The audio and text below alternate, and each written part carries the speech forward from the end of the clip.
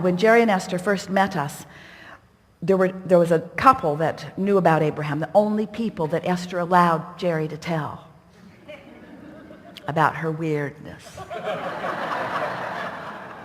They were living in Phoenix. And so one night, Esther got an idea.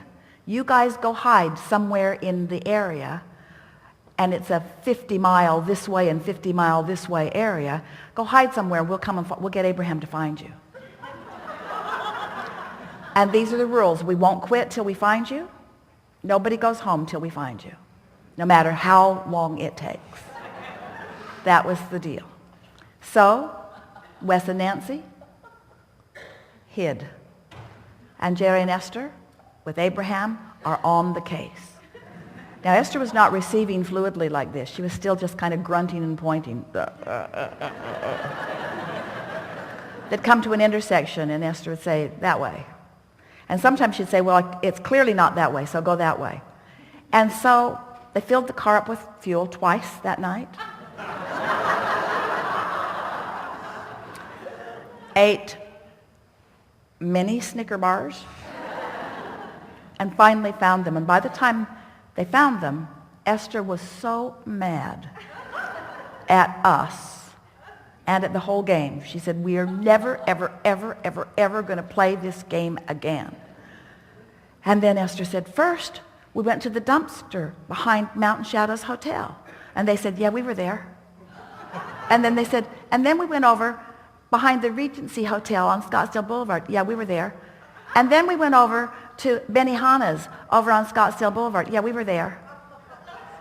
Our inner being told us to move.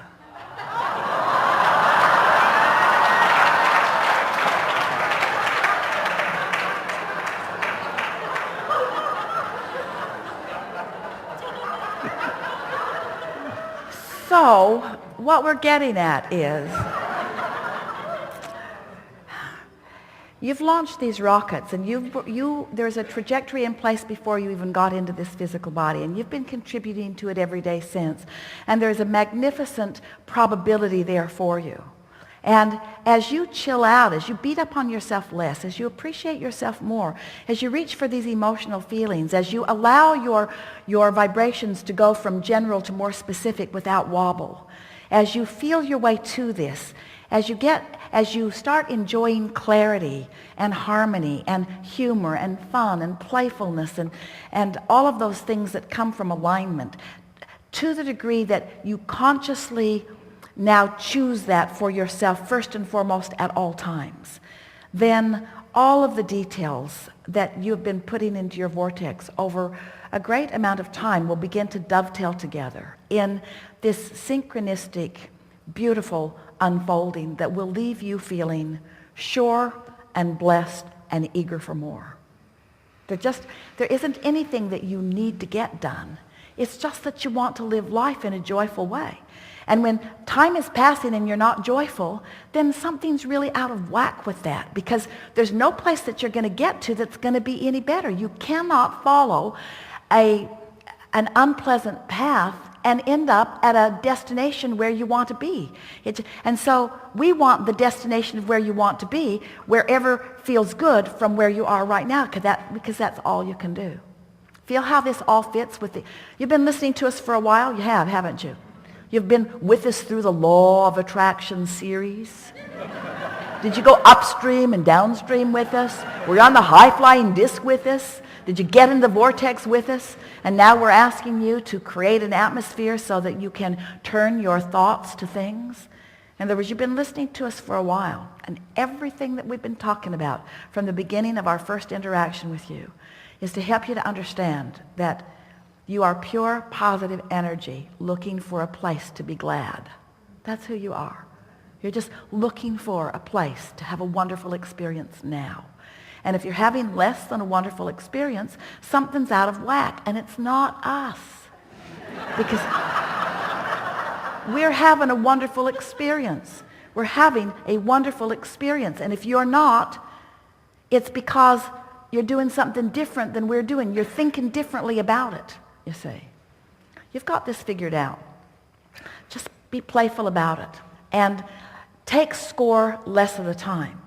Let the score that you take, if you must take score, be, how fun is this? Esther says to us every day that her favorite feeling is clarity. And then she'll say, or fun. I want to feel clear, but I like to have fun. And then she'll say, fun is my favorite thing. I love being playful or clear. I love to be clear and playful. I love to have fun. I love the feeling of clarity, and I love the feeling of fun, and I love the feeling of new. I love the feeling of new. I love the feeling of new, which doesn't feel clarity in the beginning, but it is fun. I love the feeling of fun that then turns to clarity. Ooh, I love fun and clarity. I just love fun and clarity so much, and new. I love the new so much. I love the new so much, but I love clarity so much. I love clarity and fun and new so much. And we say, you're on the same vibration that we are. New exposure, new experience, new life, new opportunities. You don't want sameness. You want newness. You really do. But in newness, often there is insecurity. You don't want insecurity. You want security. But sometimes the feeling of newness makes you feel insecure, and then the insecurity becomes the dominant vibration within you, so you don't reach for newness, and then you get bored.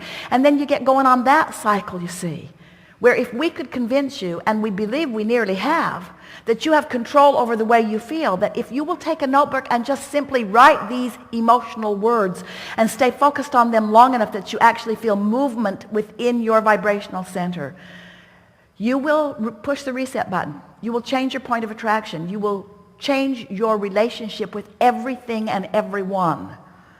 And it'll be a change for the good. You'll like it. Yeah. Something more? Just one little tweak.